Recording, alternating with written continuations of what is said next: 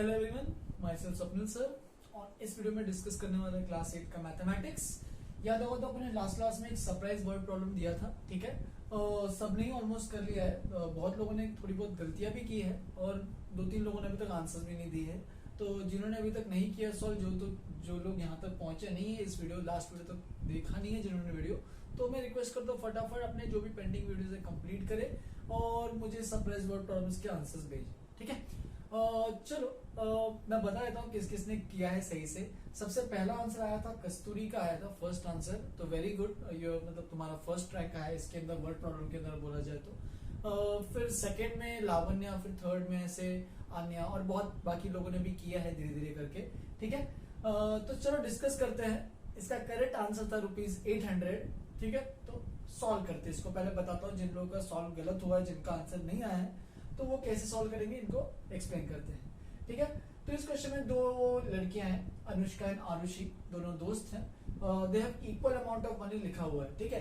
तो दोनों के पास इक्वल अमाउंट ऑफ मनी है, तो हम लोग क्या करेंगे, वो मनी अपने को कितना है पता नहीं, let the amount of money assume करके स्टार्ट कर रहे हैं इन अनुष्का एंड आरुषि's पॉकेट। ये सब स्टेटमेंट लेना बहुत जरूरी होता है, लिख के अच्छे से। बी ₹X ईच, ठीक है। तो ये उसने स्टार्टिंग में दिया हुआ है कि दोनों के पास इक्वल अमाउंट ऑफ मनी है, तो मैंने उसको मान लिया कि ₹X है दोनों के पास। फिर अगर आगे देखेंगे, Anushka gave 1/3 of her money to Aarushi, ठीक है। तो अनुष्का के पास X अमाउंट ऑफ रुपीज था, X रुपीज थे। उसने क्या किया, X में से 1/3 जो अमाउंट है यानी X/3, ठीक है, वो उसने क्या किया, उसने आरुषि को दे दिया, ठीक है। Amount given by Anushka to Aarushi, तो कितना अमाउंट दिया उसने, 1/3, that is 1/3 of ₹X, that is will be equal to ₹X/3। तो उसने अनुष्का ने आरुषि को X/3 रुपीज दिया है। तो अगर उसने X/3 रुपीज दिया है, तो अनुष्का के पास कितना बचा और आरुषि के पास कितना बचा, रिमेनिंग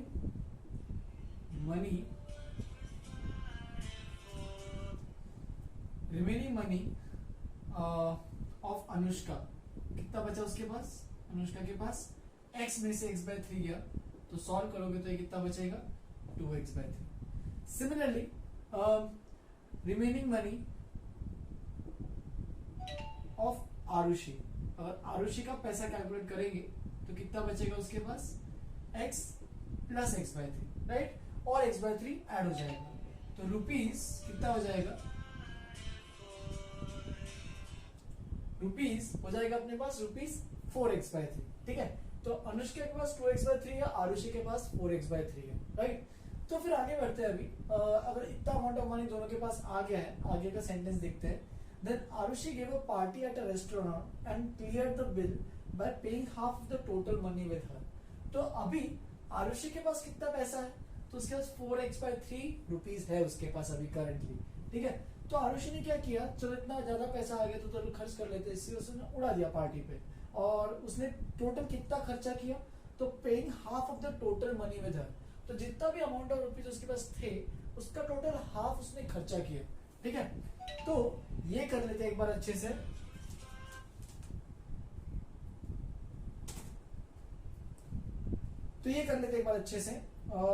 क्या किया था अपन ने, paying half of the total money. तो एक नेक्स्ट स्टेटमेंट लिखते हैं, party money spent by Aarushi. तो कितना आरुषि ने स्पेंड किया है, हाफ ऑफ 4X/3, उसका टोटल जो था 4X/3 उसका आधा, यानी कितना हो गया, ये हो गया ₹2X/3, राइट। तो इतना 2X/3 हो गया अपने पास। If the remaining money in Aarushi's pocket, अब उसने क्या बोला, देखो इतना पार्टी में स्पेंड किया है, रिमेनिंग मनी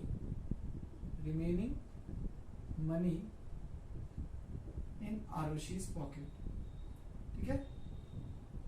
तो उसने अगर इतना खर्चा किया, उसके पहले कितने थे, 4X/3, और उसमें से उसने 2X/3 खर्चा कर दिया, तो बचेगा कितना, 2x/3। तो बचा कितना 2x/3, ठीक है। और फाइनली इसको अगर इक्वेट करेंगे 2x/3 इज इक्वल टू 1600, तो वैल्यू कितनी आएगी इसकी देख चेक कर सकते हो। x is equal to 1600 into 3 divided by 2, तो ये हो जाएगा अपने पास 2400। तो x की वैल्यू अपने पास अगर कैलकुलेट करना अच्छे से 2 और ये 800 और इंटू 3 करोगे तो 2400। तो x की वैल्यू आएगी अपने पास 2400। और अगर x की वैल्यू अगर 2400 है, find the money gifted by Anushka. तो मनी गिफ्टेड बाय अनुष्का, तो amount given by Anushka to Aarushi कितना है, x/3 है। तो यहाँ पे लिख सकते हो last sentence, money gifted by Anushka is equal to कितना है, x/3। और अगर x/3 कैलकुलेट करोगे यहाँ पे ₹2400 x की वैल्यू है और डिवाइड बाय 3, तो कितना आएगा ₹800। तो 800 रुपए दिए थे अनुष्का ने आरुषि को एज अ गिफ्ट, ठीक है। तो इस क्वेश्चन को अच्छे से लिख लो। आज अपन स्टार्ट करने वाले एक नया चैप्टर, जो कि है चैप्टर नंबर 3, अंडरस्टैंडिंग क्वाड्रिलैटरल्स, ठीक है। तो पहले इस लास्ट क्वेश्चन को अच्छे से समझ के थोड़ा थ्योरी देखो इसका, और फिर इसके जो भी स्टेटमेंट्स अच्छे से समझ के लिखो इसको, ठीक है। मुझे एक और इम्पोर्टेंट बात बतानी थी। याद हो तो मैंने लास्ट क्लास में बोला था कि एनसीईआरटी के एक्सरसाइज 2.6 या 2.7 जितने भी होंगे, 2.6 तक है वो, तो 2.6 तक पूरे के पूरे चैप्टर 2 के सारे एक्सरसाइज के सारे क्वेश्चन जितने भी है, सब तुम लोगों का काम है खत्म करना, ठीक है। इस पॉइंट तक सबके हो जाने चाहिए। मुझे अभी तक किसी के ज्यादा डाउट्स नहीं आए हैं। अगर कोई डाउट्स नहीं है, अगर सारे के सारे सॉल्व हो गए हैं, तो मुझे इन्फॉर्म कर दो कि कोई डाउट नहीं है sir, no doubt, all exercises जो ऐसे करके बता सकते हो। और अगर कोई डाउट्स आते हैं एक्सरसाइज में एनसीईआरटी का, तो तुम लोग मुझे मैसेज करके पूछ सकते हो, क्योंकि अगर तुम लोग मैसेज नहीं करोगे तो मेरे को आइडिया नहीं आएगा कि तुम लोग कर भी रहे हो या नहीं कर रहे हो। इसलिए मैं रिक्वेस्ट करता हूँ कि सबको एक बार बस मुझे मैसेज करते रहे, मुझे बताते रहे कि हो गया सर, डाउट्स कोई नहीं है, उसके हिसाब से अपन आगे बढ़ते रहेंगे, ठीक है। अगर किसी को कुछ डाउट्स होते तो आज अपना मैंने प्लान किया था कि डाउट्स डिस्कस करने थे, लेकिन लगता है किसी ने रिस्पॉन्स नहीं दिया है, तो कोई दिक्कत नहीं है। आज के लिए मैं नया चैप्टर स्टार्ट कर रहा हूँ। अगर कोई डाउट होगा तो नेक्स्ट वीडियो में अपन उसको डिस्कस कर लेंगे, या फिर जूम क्लास पे भी अगर लगेगा तो ले सकते हैं, ठीक है। तो इतना अच्छे से पहले लिखो, फिर आगे बढ़ते हैं, स्टार्ट करते हैं चैप्टर नंबर 3, अंडरस्टैंडिंग क्वाड्रिलैटरल्स। चलो फिर स्टार्ट करते हैं आज का चैप्टर नंबर 3, अंडरस्टैंडिंग क्वाड्रिलैटरल्स, ठीक है। तो मैंने यहाँ पे कुछ इंपॉर्टेंट इसके सब टॉपिक्स लिखे हुए हैं, लाइन बाय लाइन अपन इसको कवर करेंगे, ठीक है। सबसे फर्स्ट ऑफ ऑल आता है अपने पास कर्व। कर्व क्या होता है, उसकी डेफिनेशन क्या होती है, कर्व कहाँ कहाँ ऑब्जर्व करते हो, तो कर्व के बारे में सारी कुछ चीजें अपन स्टार्ट करेंगे आज पढ़ना, ठीक है। फिर उसके बाद अपन स्टार्ट करेंगे बेसिक, तुम्हारा जो इम्पोर्टेंस है, वो इस चैप्टर का सबसे इम्पोर्टेंट टॉपिक है, वो है पॉलीगॉन। पॉलीगॉन क्या होता है, फर्स्ट टाइम तुम लोग ये सुन रहे होंगे, बहुत लोगों ने सुना भी होगा कहीं ना कहीं, तो ठीक है। जिन्होंने नहीं सुना, वहां पे अपन आज इंट्रोड्यूस करने वाले हैं पॉलीगॉन क्या होते हैं, और उसको अलग अलग वेज में कौन कौन से तरीके से क्लासिफाई करने वाले हैं, ठीक है। जैसे कि अलग अलग टाइप के शेप्स पॉसिबल होते हैं, वो सारे अपन देखेंगे पॉलीगॉन के अंदर, ठीक है। फिर आता है अपने पास डायगोनल्स, जो भी पॉलीगॉन्स के डायगोनल होते हैं वो क्या होते हैं वो भी देखेंगे अपन, ठीक है। ज्यादा बड़ा टॉपिक नहीं है, बस छोटा सा टॉपिक है।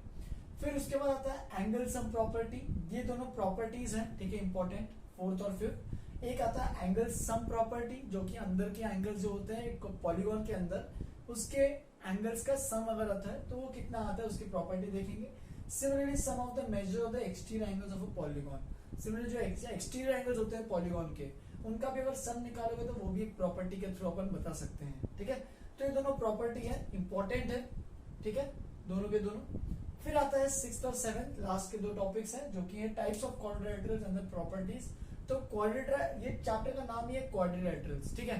तो वो बताऊंगा, पहले तो क्वाड्रिलैटरल्स क्या होता है उसके पहले तुम लोग को पॉलीगॉन समझना पड़ेगा, ठीक है। अभी के लिए बस ये तो आइडिया देके रखा है कि मैंने इस तरीके से अपन फॉलो करने वाले हैं।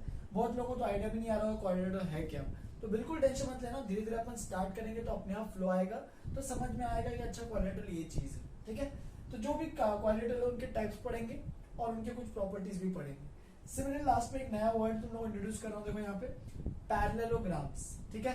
तो अपन कुछ पैरेललोग्राम्स यहीं पे क्वाड्रिलैटरल में इंट्रोड्यूस कर दूंगा मैं, पैरेललोग्राम क्या होता है, ठीक है।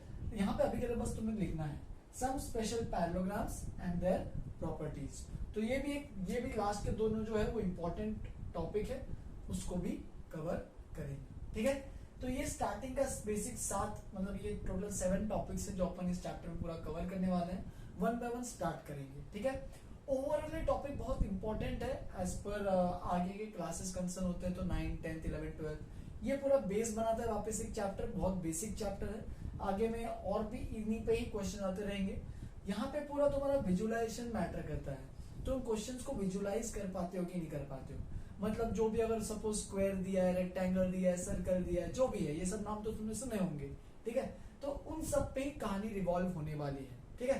तो वो सब तुम्हें विजुअलाइजेशन अच्छे से आना चाहिए। जो विजुअलाइजेशन में सबसे आगे होगा वो सबसे इजीली क्वेश्चन सॉल्व कर पाएगा। जो नहीं होगा उनको थोड़ी सी प्रैक्टिस करनी पड़ेगी, थोड़ा इमेजिनेशन बढ़ाना पड़ेगा अपना, ठीक है। और फिर अगर एक बार प्रैक्टिस हो गई तो ये क्वेश्चंस करने में बहुत डिफिकल्ट नहीं है। तो ओवरऑल इस चैप्टर को इजी टू मीडियम लेवल पे मानते हैं, ज्यादा डिफिकल्ट नहीं है। कुछ कुछ प्रॉपर्टीज यहाँ पे अच्छी अच्छी हैं तो उनको समझेंगे एक एक करके, ठीक है। तो ये लिख लो, पहले स्टार्ट करेंगे आज का पहला टॉपिक, इस चैप्टर का पहला टॉपिक जो कि है कर्व, ठीक है। तो इसको पहले लिख लो। तो चलो स्टार्ट करते हैं। फर्स्ट टॉपिक है अपना कर्व्स, ठीक है।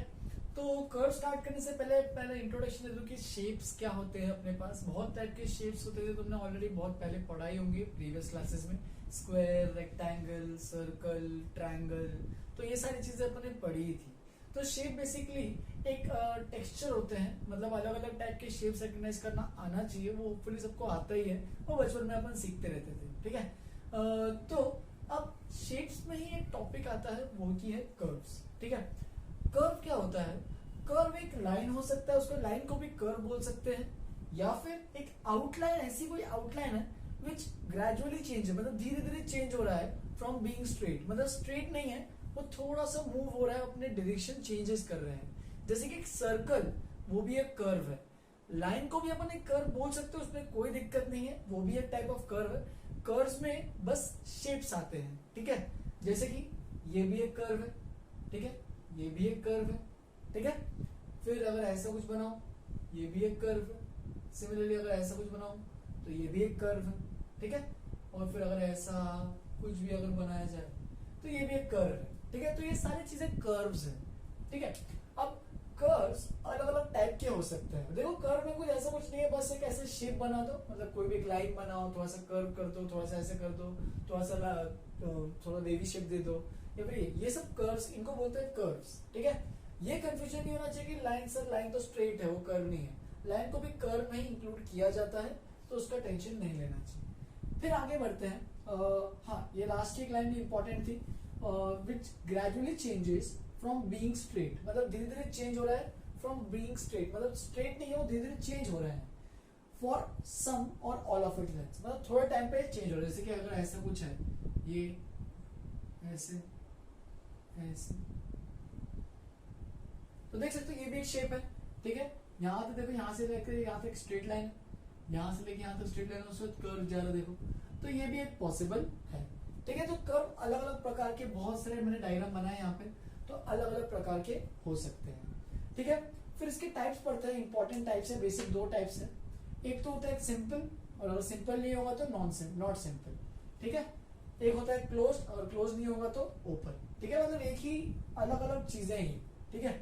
Simple curve, not a simple curve, close curve, not a close curve, या फिर ओपन कर्व भी बोलते हैं, ठीक है। मतलब इसके अपोजिट्स बता रहा हूँ, simple, not a simple, curve, not close, या फिर ओपन, ऐसे लिख सकते हो।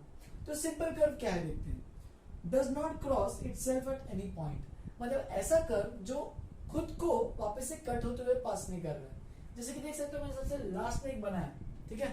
ये कर्व को देखो, पहले यहां से उसने पास किया, ठीक है, और फिर उसी को कट करते हुए जा रहा है। ऐसा कर्व जो खुद को ही कट कर रहा है तो उसको बोलते हैं, मतलब खुद को ही कट करते हुए जा रहा है तो उसको सिंपल नहीं कहते हैं। जैसे कि ये एक सिंपल कर्व है, ये एक सिंपल कर्व है, ये भी सिंपल सिंपल सिंपल सिंपल, सारे सिंपल है एक्सेप्ट दिस, क्योंकि ये खुद को ही कट कर रहा है, टच नहीं कर रहा, कट करते हुए जा रहा है। जैसे कि अगर ऐसा कुछ बनाओ मैं एक और ऐसे, जो भी है, तो ये क्या है, ये भी एक कर्व है लेकिन एक कट करते हुए जा रहा है, मतलब ये एक सिंपल कर्व नहीं है। इसको कई बार कॉम्प्लेक्स कर्व भी बोलते हैं, लेकिन तुम्हारे सिलेबस में इतना टेंशन नहीं लेना है अपने को। हमें क्या करना है, बस इसको बोलना सिंपल या नॉट अ सिंपल कर्व, ठीक है। तो ये नॉट अ सिंपल कर्व, ये भी नॉट अ सिंपल कर्व, ये सारे जो भी मैंने बनाए हैं वो सिंपल कर्व्स हैं, ठीक है। फिर क्लोज कर्व में क्या लिखा है, curve with no end points and which completely encloses an area. Close देखो नाम में ही है, क्लोज मतलब बंद है, ठीक है। तो क्लोज है मतलब जहां से शुरू हुआ वहीं पे आगे खत्म हो रहा है, ऐसा कुछ, ठीक है। तो जहां से शुरू हुआ ये वहीं पे आगे खत्म हो रहा है, तो ये फिगर जो है वो क्लोज बन रहा है, मतलब ये पूरे अंदर में एक स्पेस बन रहा है, इंटीरियर और एक्सटीरियर से दो स्पेस को डिवाइड कर रहा है, ठीक है। तो ऐसे टाइप का बोलते हैं क्लोज्ड कर्व। यहाँ पे चाहिए तो बना दो, ये सिंपल कर्व एग्जांपल यहाँ पे लिख देना, सिंपल कर्व, यहाँ पे भी एग्जांपल लिख देना, क्लोज्ड कर्व, ठीक है। तो ये सब क्लोज कर्व है। सर्कल को देखोगे तो सर्कल भी एक क्लोज कर्व है। यहाँ पे एक और डायग्राम बना दो सिंपल कर्व के लिए, इसको भी लगा दो चाहिए तो सर्कल, तो ये भी एक सिंपल कर्व है। तो ये सब बोल सकते हैं इस तरीके से। तो इसके एग्जांपल यहाँ पे लिख दो, इसके एग्जांपल यहाँ पे लिख दो, ठीक है। तो यहाँ पे तुम अगर इसको एग्जांपल और भी लिखने हैं तो 1 2 3 ऐसे 4 5 6 जितने मैंने कर्व्स बनाए हैं उन सब का एक एक करके एग्जांपल लिखो, 7 8 ऐसे सारे एग्जांपल लिखो और सबके नीचे लिखना फर्स्ट वाला। जैसे कि फर्स्ट वाला क्या है, एक सिंपल कर्व है और क्लोज नहीं है, simple but not close curve. फिर यहाँ पे simple but not close curve, यहाँ पे भी simple but not close curve, simple but not close curve, simple and close curve, ठीक है। फिर यहाँ पे देख सकते हो सिक्स्थ वाले में क्या देखो, सिक्स्थ वाला भी एक सिंपल है एंड क्लोज कर्व है। सेवेंथ वाला ये देखो सिंपल कर्व नहीं है क्योंकि खुद को ही काटते हुए जा रहा है वापस से, तो सिंपल नहीं है, not a simple but and not a close curve, ठीक है। सिंपल भी नहीं है और क्लोज कर्व भी नहीं है। याद रखना है क्लोज कर्व क्यों नहीं है, तुम लोग बोल सकते हो यहाँ पे आर्ग्यू कर सकते हो कि ये देखो यहाँ पे सर क्लोज्ड है, ये नहीं, पूरा का पूरा क्लोज होना चाहिए, ठीक है। यहाँ पे एंड पॉइंट्स खाली नहीं होने चाहिए। देखो डेफिनेशन देखो, curve with no end points. इस कर्व के अगर एंड पॉइंट्स देखोगे तो यहाँ पे 2 एंड पॉइंट्स है, तो एंड पॉइंट्स नहीं चाहिए। कर्व के जिसके भी एंड पॉइंट्स नहीं होंगे वो ही क्लोज रहेगा। तो ये क्लोज नहीं है, ये सिंपल भी नहीं है, तो neither simple nor closed curve, ठीक है। फिर एक तो अभी देख सकते हो neither simple nor closed curve. तो ऐसे सारे एग्जांपल्स तुम लोग अपने नोटबुक में लिख सकते हो। ये मैंने ऐसे एक साथ लिखे हैं सब डायग्राम्स, तुम step by step first second third fourth ऐसे एक एक करके नीचे उसके बाजू में जो भी मैंने अभी बताया वो सब लिखते जाओ, सिंपल एंड क्लोज कर्व्स। तुम जी तो एनसीईआरटी के जो 4 एग्जांपल्स है, तुम्हें अपने पास टेक्स्ट बुक तो होगी, एनसीईआरटी के पहले जो स्टार्टिंग के पेज पे 4 एग्जांपल्स दिए हैं तुम उनको भी अपने हिसाब से मैच द फॉलोइंग यानी मैच द कॉलम कर सकते हो, ठीक है। तुम खुद से भरना उसमें कौन सा सिंपल है, कौन से नहीं है, कौन से क्लोज है, कौन से नहीं है, ये सब खुद से कर सकते हो, ठीक है। अच्छा एक और चीज, कर्व में और भी कुछ एक नोट में एक पॉइंट लिखना है ये पूरा लिखने के बाद, ठीक है। एक और पॉइंट लिखाना नोट में, क्या लिखना है, सपोज एक क्लोज्ड कर्व है, ठीक है। मान लो ऐसे कुछ क्लोज्ड कर्व है, तो देख सकते हो ये क्लोज्ड कर्व है, ठीक है। अब क्लोज्ड कर्व में हमेशा 2 पार्ट्स होते हैं, एक तो ये, इसको शेड करते हैं कुछ अलग तरीके से, क्लोज्ड कर्व में जो अंदर वाला पार्ट होता है, ठीक है, ये जो रेड कलर का मैंने जो शेड किया है उसको बोलते हैं interior of the closed curve. Interior का मतलब क्या होता है, अंदर का, ठीक है। ये तो सबको इंग्लिश तो आनी चाहिए इसमें, interior of the closed curve. और ये जो बाहर का पार्ट है उसको भी शेड कर लेते हैं एक बार, और ये जो बाहर का पार्ट है यहाँ पे, इस वाले पार्ट को बोलते हैं exterior of the closed curve. तो इसको बस नाम दे देना अच्छे से, थोड़ा सा अच्छे से और बना लेता हूँ क्योंकि बहुत गंदा ही लग रहा है। मतलब बाहर वाला पार्ट मतलब एक्सटीरियर, बस क्लोज कर्व के लिए डेफिनेशन होंगी बस, बाकी किसी के लिए नहीं हो सकती है, ठीक है। ऐसे कुछ शेड कर देना बाहर में, ठीक है। तो बाहर वाला पार्ट है ये एक्सटीरियर है और अंदर वाला पार्ट है वो इंटीरियर है। और ये जो ब्लैक वाली जो लाइन है वो एक्चुअल में क्या है, वो क्लोज्ड कर्व है। तो एक छोटा सा नोट में डायग्राम बना लेना ऐसे जो मैंने बनाया है, और फिर ये लिखो, पहले पूरा अच्छे से लिखना, फिर ये लिखना, और फिर अभी नेक्स्ट आगे बढ़ते हैं, ठीक है। तो फिर स्टार्ट करते हैं इस चैप्टर का मोस्ट इंपॉर्टेंट टॉपिक जो कि है पॉलीगॉन्स। तो देख सकते हैं पॉलीगॉन में इसका definition, a simple closed curve made up of only line segments is called a polygon, ठीक है। तो अभी भी हमने पढ़ा सिंपल और क्लोज्ड कर्व क्या होता है, तो वो तो सबको क्लियर हो गया होगा। सिंपल मतलब डज नॉट कट इटसेल्फ, वापस उसको टच नहीं कर रहा है, कट नहीं कर रहा है, तो वो सिंपल है। एंड क्लोज मतलब उसके एंड पॉइंट्स नहीं होने चाहिए, कोई भी एंड पॉइंट नहीं मिलना चाहिए, मतलब क्लोज बंद होना चाहिए कर्व, ठीक है, पूरे पूरे and point two and point join होनी चाहिए, ठीक है। तो ऐसे कर्व को बोलते हैं जो कि बस लाइन सेगमेंट से बन रहा है, ठीक है। यहाँ पे कर्व ऐसे कर्विश कुछ नहीं आएगा, बस लाइन सेगमेंट से आएंगे। लाइन सेगमेंट सबको होपफुली पता है कि अगर यहाँ से एक दो पॉइंट को ज्वाइन करते हैं तो वो एक लाइन सेगमेंट बनती है, ठीक है।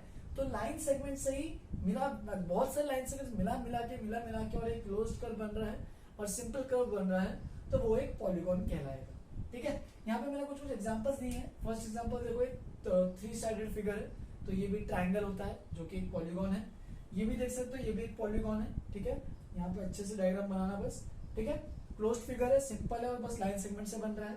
ये भी देख सकते हो, बहुत सारे लाइन सेगमेंट एक साथ बन रहे हैं, ठीक है, बहुत जितने भी काउंट कर सकते हो। तो ये क्लोज्ड भी है और सिंपल भी है। फोर्थ वाला भी देख सकते हो, क्लोज्ड फिगर है, पूरा का पूरा बंद है, सिंपल है, ठीक है, वापस से कट नहीं कर रहा है खुद को कहीं, और लाइन सेगमेंट से ही बन रहा है। देखो बहुत सारे लाइन सेगमेंट्स एक साथ यूज कर रहे हैं, ये भी सेम, ये भी सेम। तो ये सारे पॉलीगॉन्स के डेफिनेशन है, पॉलीगॉन्स के एग्जांपल्स हैं, ठीक है। अब ऐसे भी कुछ एग्जांपल बताऊंगा जो पॉलीगॉन नहीं होते हैं। तो देखो हमें क्या करना है, बस सिंपल और क्लोज कर्व और लाइन सेगमेंट नहीं होनी चाहिए, ठीक है। सबसे पहले ये देखो, क्या ये पॉलीगॉन हुआ क्या, ये सर्कल है, तो सर्कल एक पॉलीगॉन में नहीं बोलेंगे अपन। सर्कल में लाइन सेगमेंट्स नहीं आती है, ये पूरा पूरा एक कर्व ही है, ठीक है। तो ये बिल्कुल एक क्लोज कर्व है, बिल्कुल सही है, क्लोज कर्व है और सिंपल भी है, लेकिन ये लाइन सेगमेंट से नहीं बन रहा है, इसलिए अपन इसको बोलते हैं पॉलीगॉन में इंट्रोड्यूस नहीं करेंगे, ठीक है। Curves that are not polygon में सबसे पहले मैंने ये एग्जांपल दिया। फिर जो तुम ऐसा कुछ एग्जांपल ले सकते हो, ठीक है। तो ये देखो, तो ये भी एक क्लोज कर्व है, बिल्कुल सबका सब क्लोज है, लाइन सेगमेंट से ही बन रहा है, और लेकिन ये सिंपल नहीं है क्योंकि वो वापस से खुद ही को टच कर रहा है। एक बड़ा सा एक क्लोज नहीं बन रहा है, यहाँ पे दो क्लोज बन रहे हैं जो कि गलत साबित हो रहा है। तो ये सिंपल नहीं है, that's why it is not a polygon. Similarly अगर ऐसा कुछ कर दे तो सपोज ऐसा कुछ कर दे तो देख सकते हो ये भी एक कर्व नहीं है, मतलब ये भी कर्व तो है, सिंपल भी है, लेकिन ये क्लोज नहीं है और लाइन सेगमेंट से तो बन ही रहा है, देख सकते हो। तो उसी के वजह से ये एक पॉलीगॉन नहीं है। चलो एक और एग्जांपल लेते हैं। तो देख सकते हो ये वाला मैंने ऐसे कुछ एग्जांपल लिया है, वापिस से ये कर्व नहीं है, ठीक है। ये कर्व क्यों नहीं है, क्योंकि ये कर्व है, ये पॉलीगॉन नहीं है। पॉलीगॉन क्यों नहीं है, क्योंकि ये सिंपल कर्व है, लेकिन क्लोज कर्व भी है, लेकिन यहाँ पे बस लाइन सेगमेंट्स नहीं यूज हो रहे, मतलब लाइन सेगमेंट्स यूज हो रहे हैं, उसके अलावा कर्व भी यूज हो रहा है, मतलब ये जो ऐसा है, ठीक है, ये सब चीजें भी यूज कर रहे हैं। तो वो सब नहीं होना चाहिए, बस लाइन सेगमेंट्स का ही काम होना चाहिए। तो इसलिए ये सारे कर्व्स पॉलीगॉन है और ये सारे कर्व्स पॉलीगॉन नहीं है, ठीक है। तो पॉलीगॉन कौन सा है और कौन सा नहीं है समझ में आ जाना चाहिए। तीन बेसिक कंसेप्ट है, simple, closed end line segments. तो ये तीनों अगर याद रखोगे तो सारे पॉलीगॉन्स तुम अच्छे से डिफाइन कर सकते हो, ठीक है।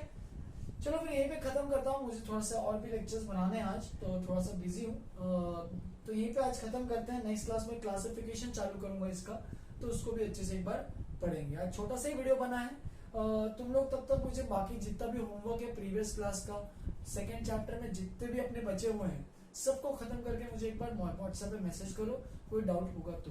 अगर नहीं है तो भी मैसेज करो कि हो गए सर, कोई डाउट नहीं है, अच्छे से मैसेज करो और कांटेक्ट में रहो, बताते रहो मुझे क्या चल रहा है, ठीक है, ठीक है। तो फिर यहीं पे खत्म करते हैं आज। पॉलीगॉन्स का इंट्रोडक्शन मेरे को बस करना था, क्लासिफिकेशन कल करेंगे, बहुत सारी चीजें क्लासिफिकेशन में इन्वॉल्व होती है, तो नेक्स्ट जो वीडियो है पूरा क्लासिफिकेशन में ही चला जाएगा। अगर तुम लोगों ने अपने अच्छे से डाउट्स बताया तो मैं डाउट्स में भी पूरा वीडियो बना दूंगा नेक्स्ट क्लास में, वो तुम पे डिपेंड करता है अभी तुम कितना अच्छे से सॉल्व करते हो प्रीवियस चैप्टर, ठीक है। चलो फिर यहीं पे खत्म करते हैं, हैव अ गुड डे।